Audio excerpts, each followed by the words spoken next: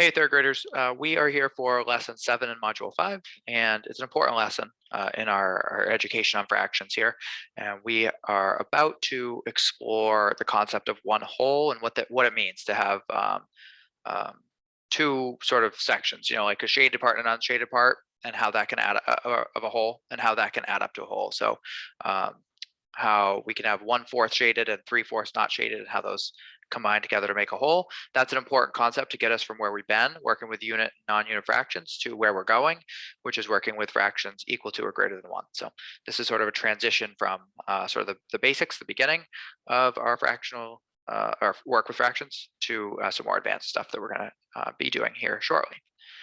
So pay close attention. That was a lot of words out of me that basically said pay close attention to this sort of lesson, because there's important concepts that we're covering.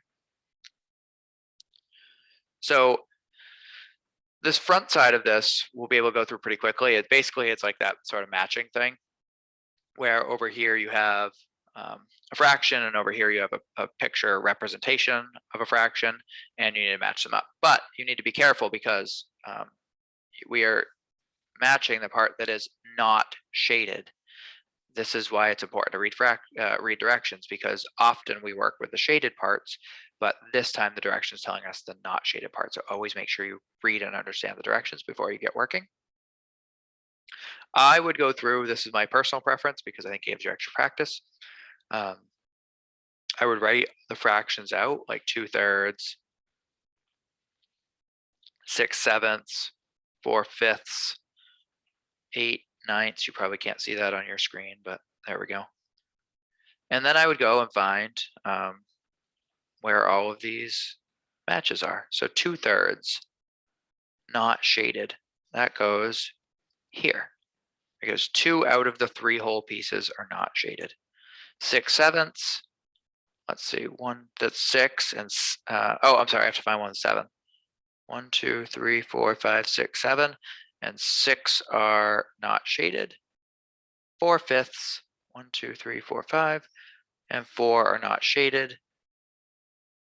8/9. I think this one's 9. 1, 2, 3, 4, 5, 6, 7, 8, 9, and 8 of them are unshaded.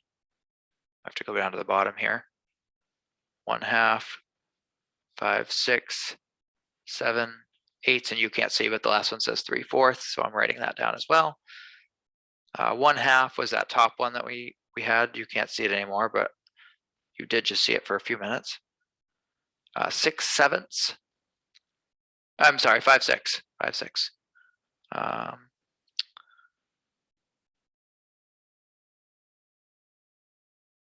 That is that one right there. I had to really think about that for a second. 7/8. 1, 2, 3, 4, 5, 6, 7, 8.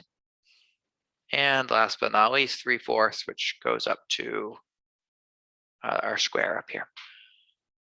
So this shouldn't be terribly difficult. The trick to this is understanding the direction that you're finding the ones that are not shaded. If you miss that piece of the direction, you're going to find this very frustrating, because that's not going to make sense. So you have to read the direction carefully. This is a really good opportunity to make sure you're doing that. But once you understand that, and once you've labeled these fractions here, it should be relatively easy for you to match them up. I'm not expecting that to take too long. The real work for this lesson comes in the next part. And remember in the last lesson, we had a thing that had like 8/8, and I told you that equals 1 whole. And anytime that you have the matching numerator and denominator, that equals 1. That's where we're going with this. So how many 8s are in 1 whole? There are 8 8s in 1 whole. Oh, I guess this is the exact problem we worked with in the last lesson. How many 9s are in 1 whole? I'd put 8 8s are in a whole. 9 9s are in 1 whole, and 12 12s are in a whole. I would write it that way. This shows that there are 8 8s in 1 whole. There are 9 9s in 1 whole. There are 12 12s in 1 whole. So again, that's that concept of the same numerator and denominator equals 1. That's always true. 1,000 1,000ths equals 1. 1,000,000 1,000,000ths equals 1. 1/1 equals 1, right? They're always true. So just something we need to know. Like, we just need to understand that and be able to use it. Down here on problem number 10, says each strip represents one whole. So like this whole thing together is one whole, even though part's shaded, part's not. Label the shaded and unshaded parts. So here, we talked about this last lesson as well. The trick to this is, like, this is 1/5. This is 4/5. Even though we've already like used one of the fifths over here, the total number in the whole, the denominator, is still 5. Even though one's been shaded in, it doesn't change this to 4 or any other number, right? The denominator is the same. A full rectangle here has 5 parts.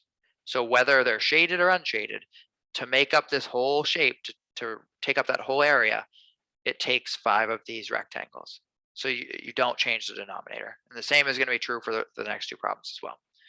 So like 1, 2, 3, 4, 5, 6, 7, I can just put 7 as the denominator of both of those things, right? Because there are 7 parts in the whole, whether they're shaded or they're unshaded.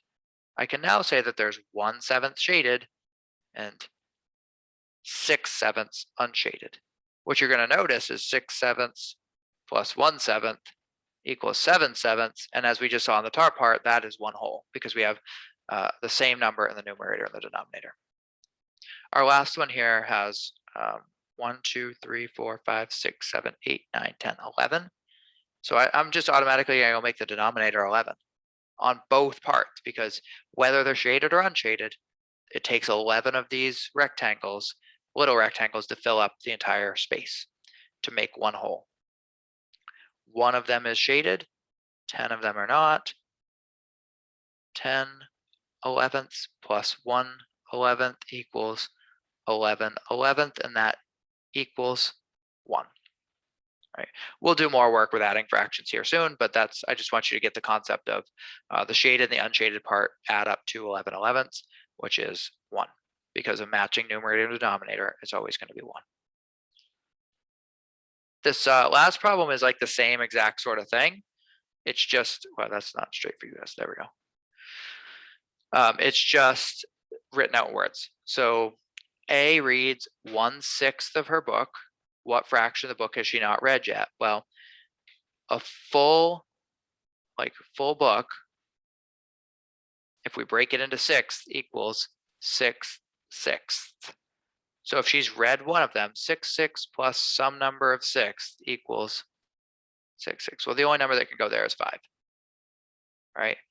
5 parts plus 1 part equals 6 parts. We know that there's 6 parts in the whole. And we need to have 6/6 because we're not going to read, 5 out of 6 would be less than a full book, and 7 out of 6 would be more than a full book. So we can only have 6 out of 6 when we finish there, which means this part has to be 5. All right, guys, this was a good transition lesson. It was a good chance to, that front side is a little bit almost of a review, ability to match fractions to pictures, things we've done before. And the second part really broadened our understanding of what it means to have one whole when you're talking about fractions. And really importantly, how we don't change the denominator, even if something is shaded in or something gets used, the denominator stays the same. The amount in the whole doesn't change just because you've shaded part of it in, part of the fraction in, or part of the whole in. Good job. Keep asking questions if you have them, and we'll keep working away this week on the rest of this unit.